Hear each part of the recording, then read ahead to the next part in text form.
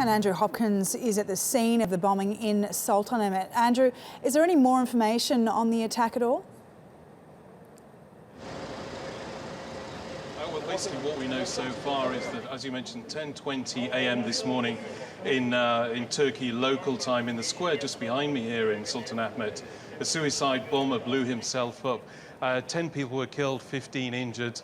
We know 9 of those people were Germans, and the bomber was named as Nabil Fadli from Syria, but actually born in Saudi Arabia. Would have been 27 years old at the time of the bombing this morning. And just a few hours later, after the attack happened, the Turkish Prime Minister, Ahmet Davutoglu, he made a speech in which he blamed this attack on ISIS, on Daesh.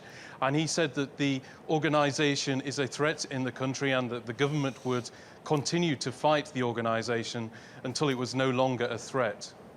And Turkey's Prime Minister says Daesh is behind the attack. They're not only dealing, obviously, with their domestic terrorist groups. It seems like Daesh is becoming an increasing threat to Turkey.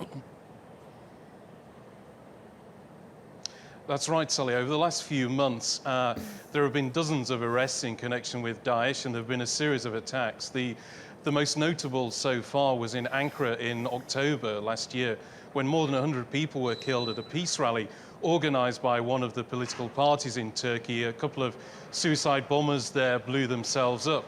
In July in Kobani, a group of activists then had gathered to cross the border into Syria to rebuild a children's playground there, and there was a suicide bombing there. More than 30 people died in that attack. And 2 days before the general election, in June last year, there was an attack on an HDP party rally in Diyarbakir. So this attack here in Sultanahmet seems to be the latest in that series. And my colleague, Sarai Leni, has been covering the events throughout the day here in Istanbul, and this is her report.